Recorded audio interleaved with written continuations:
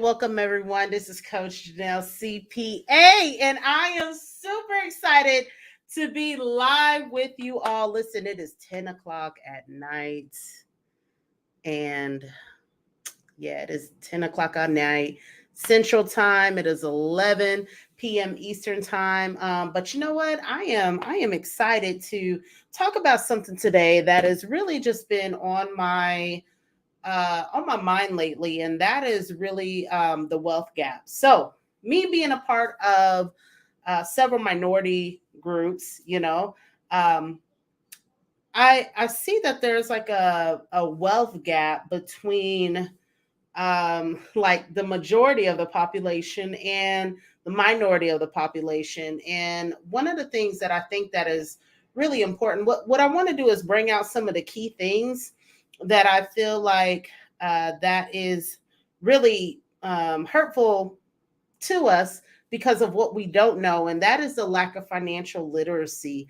Um, some of the studies that I've seen said that, um, like, and I'm going to talk specifically for the African Americans, the Black Americans, like what what are some of the gaps that we want to close, as a whole.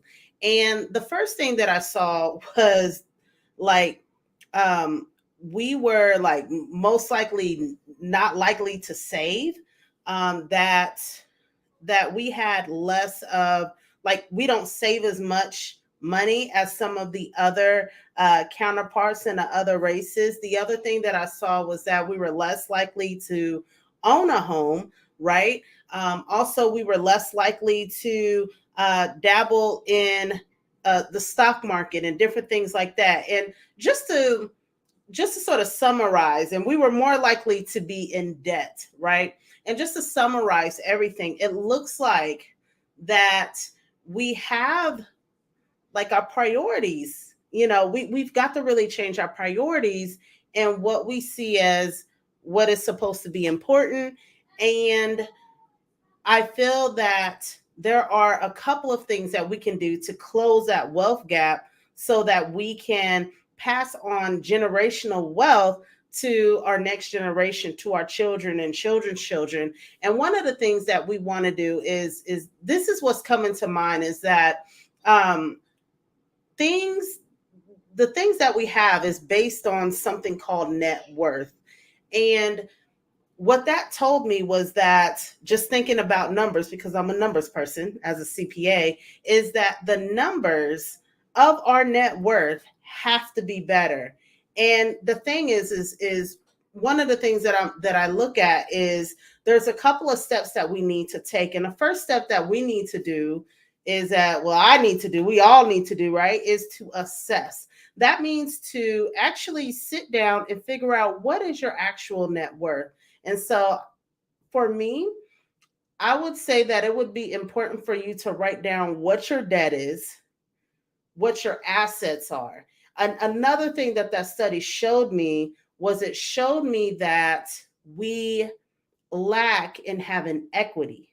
And the only way that we can have equity is that if we have assets that are above our liabilities. And so having equity, I would say, should be like one of our main goals, is having some type of equity, having some type of leftover amount that surpasses our liabilities. The thing is that what we are taught or what we are not taught is something that holds us back. And so one of the things that really cost us the most is, and I'm going to delve into this a little bit later, but I did want to point this out, was that there's two biggest expenses.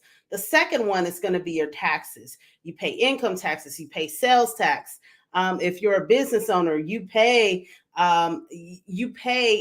tax on your profits. You pay payroll tax if you're issuing out payroll. And then also, after you pass, you pay, the estate tax. And then if you have any trust, you pay trust tax, capital gains tax. Taxes are everywhere. So that's why that is the number two biggest expenses. Whenever you look at the number one expense, and I would say for us as a people, which is very important for us to not let it be our biggest expense is our lack of knowledge. And so a lot of times we can be further ahead because of the economic empowerment or knowledge that we obtain in order for institutions to not use those principles against us. And so even to think about it, kind of see how like people move, right?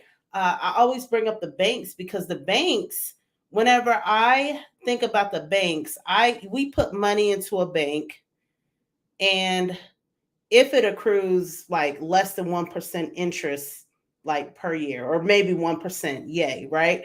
And so that isn't a lot to really move our finances forward, honestly.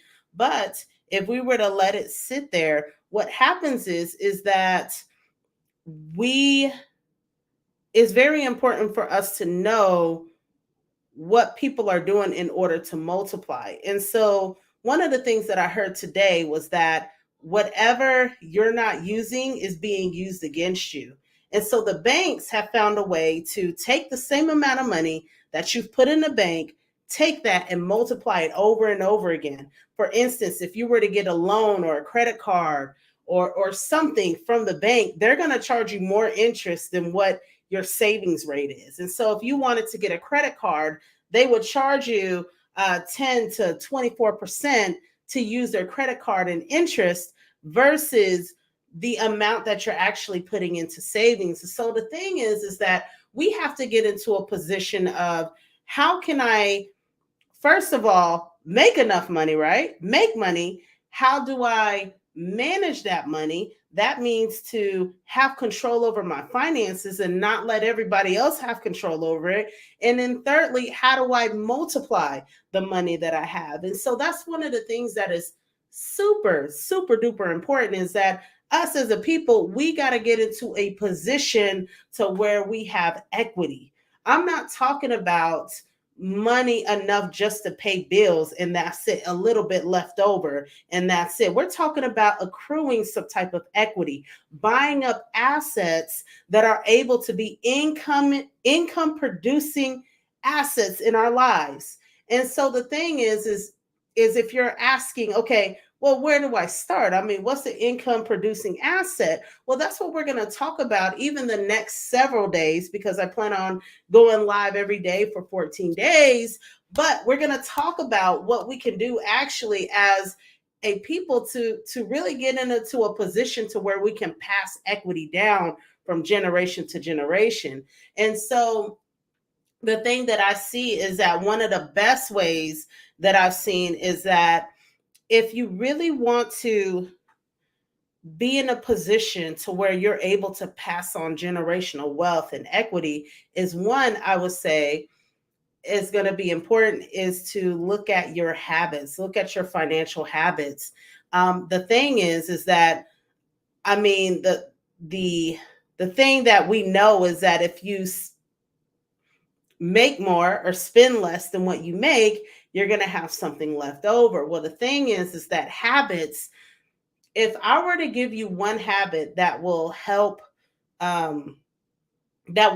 start and ignite even a change in a different direction, here's one habit that I would have. But the thing is that this habit is so easy not to do, because it's almost like okay, is that really going to make a difference? But I guarantee you that if you input this habit, that it can definitely change your financial life. And then also taking the time to really dig into knowledge, dig into financial knowledge. What do I need to do? How do I get financially free? How do I go from being in survival mode to stability mode? And if you're in stability mode, how do I go from stability mode to success mode? And even after that, there's another one after that. But I wanted to touch on those three because you're either in survival, you're stable, or you're successful, right? And so there is another one, but I wanted to bring out those three, in that how do I get to the next level? How do I just keep just from being stable? How do I become successful? Right? But if you're in survival mode, if you're sitting there saying, okay, What can I do to go from survival, financial survival, into financial stability? Well, let's look at some things, right? Let's look at this, some things. But I will say this: the number one habit that I would put, and knowing that your habits are really important, because your habits will determine which direction you're headed to. Consistent habits, I'll say that, consistent habits. And so your habits ultimately can form a habitat. And the thing is that in order for you to enforce some of those habits that you need a habitat, you need an environment, you need to be around people that that have those same habits. And then with that, you have a habitation. And so with the habitation, that basically, the definition of that is the act of living, like you're embodying those habits, like it's almost like second nature to you. And so the thing is that the habit that I would have, starting for wherever you are, if you're not doing this, then please do this, right? And this is probably not going to make sense to maybe a lot of you who are maybe in survival mode, because you're always like, if you're in survival mode, or if you're in stability mode, and that habit, I always harp on it, this habit can definitely be a game changer. And that habit is going to be paying yourself. What does that mean? I'm not talking about your business. That's a tax strategy we can talk about. I'm talking about, no matter where you are at, taking aside everything that comes in, income from your job or wherever it is, whatever money that's coming in, you are setting aside 10%, 5%, or 1%, or specific dollar amounts. You're taking it and you are putting it aside as far as paying yourself. And why do I say that? I could probably feel some questions, right? The question that I can probably feel that maybe you all have is, why not pay off debt? Why not pay off my expenses? I'm not saying don't pay your rent, don't pay nothing, living expenses. But what I am saying is that there has to be some type of little leeway for you to take a certain dollar amount and pay yourself. That means to set that money aside and not touch it. Because the thing is that everybody else and everything else, every company is coming after your funds, right? Soon as some people have more month than money, right? That means that as soon as you get paid, it's like everything else grabs at you, right? Electric bill, rent, telephone disconnect, waiting on your next paycheck. You're doing all that, right? But the thing is that this is like, back in the ancient days, they did this. That if you were to use this principle, and if you were to continue to compound the knowledge that you're getting, you will be in a position to where you can make big moves with your money. But the habit has to be formed. Because if you don't form the habit, if you're waiting on a big windfall of money, if you're waiting on something else to come in, a big windfall, a big check, before you start enforcing a habit, that means that it hasn't even gotten it hasn't gotten ingrained in your mind or in your brain long enough for you to have a sustained habit. That's why you see people that are able to have income, have money, they bring the money in, but then next thing you know, it's all gone. Like, they can have a big windfall of money. Oh my goodness, this is an amazing miracle. But if the mindset hasn't changed, if you haven't changed your habits, if you haven't gotten into a habitat to where your habits change, then guess what? You have not made a habitation for your money to grow. So in order for your money to grow, you've got to take a portion. Now, this may be like, for those that are in survival mode, like, I would say, because you are already in survival mode, I would say at least take $1. It's not the amount that counts right now, it's the habit that's going to be formed, and the habitat that you're creating in your financial environment. Your financial environment is very important, because it is going to determine, like, your wealth. It is going to determine your abundance. But if you can't even uh, assign money to yourself and see value in yourself, to where you say, listen, I am going to pay myself because I am worthy. Like, I am going to pay myself because I deserve it. Because guess what? OG&E, All these people, I say, oh, Jeanine, the electric company, whatever, all your bills are going to be grabbing at that. So if there was one thing, one habit that I would tell you that can definitely help you, that is the habit of starting that. And if you're not doing that, a lot of jobs, if especially if you have direct deposit, a lot of jobs have it to where you can actually assign money to like another bank account. So my recommendation is for you to open up a savings account, get the routing number, get your new bank account number, go to your job, and ask your job to send $5, $10.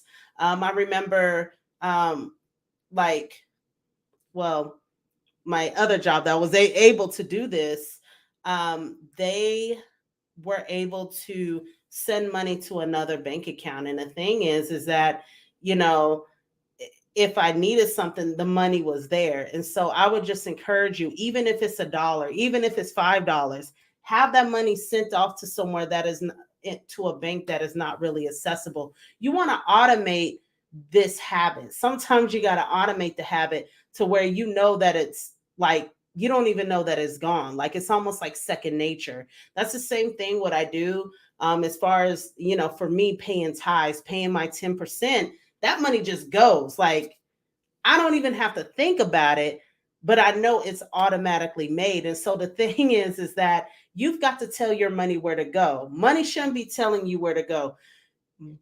Money should be serving you. You shouldn't be serving money and money slave. Like you shouldn't be its slave, right? You shouldn't be working so many long, hard hours if you are doing that or whatever, only to come to pay a whole lot of debt and a whole lot of bills. Again, this goes against the grain of what society tells you, right? You got to pay off everything first and then start paying yourself. Well, no, you need to have a cushion on the side. So if I were to encourage you to do anything, if you don't have $1,000 consistently on the side, that's a little baby amount, then I would encourage you to do that. If you already have that, what's a next goal that you have? Like, what's an amount that you can move up to?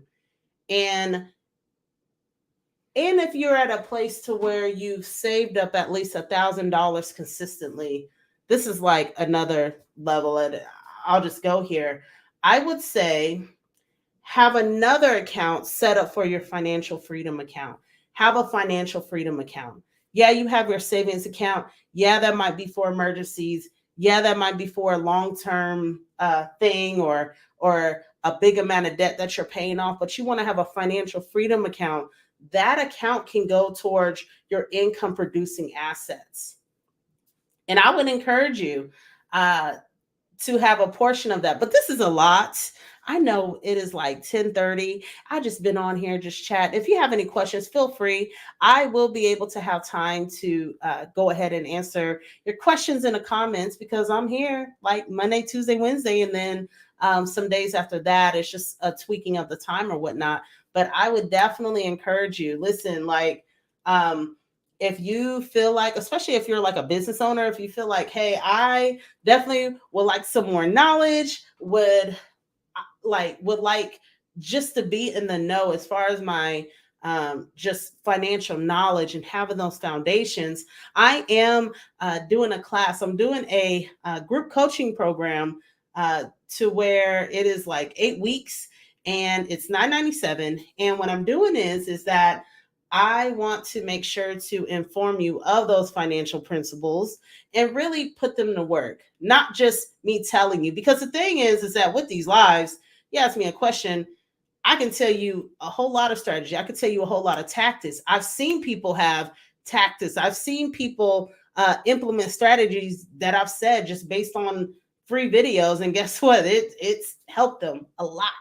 So, but the thing is that I know that if you want to be in a habitat, if you want to be in a community with other people that are going after the same goals, it's going to be important for you to be in that type of habitat to where you can actually have that financial foundation. So I did want to let you know that if you are interested, feel free to inbox me on that class. Again, it will be $9.97, but it'd be worth it because again, CPA time. Yeah, meeting every week. I normally charge, I charge a good amount of money. So $2,000 at least for like a intensive. And so the thing is that $9.97, you get like 3 months of me, right? Because it'll be 2 weeks of group coaching, and then you have an additional 30 days of support. So I would love to help you get you to your next financial foundation milestone. And so, yeah, just inbox me and I will definitely send over that information. But I appreciate you all being here live. Tomorrow, I'm going to talk about some other things that will definitely help you all as well too. But if you have not set up a savings account that your paycheck automatically, like a piece of your paycheck goes to, I would say definitely put that, automate that, scale that, and grow that. And if you don't have at least $1,000, make that your goal. Make a goal for you to have a nest, a financial nest. Yeah. And you'll see that that's something that will definitely help. So anyways, I hope you all have an amazing night. If you have any questions, I'm sure my husband will be like, are there any questions? Let me make sure that there aren't any questions or comments. Yes. Okay, awesome. So if you do, again, put them in the comments, ask me a question, and I can address those tomorrow. So y'all have an amazing night, and I will see you tomorrow. Bye-bye.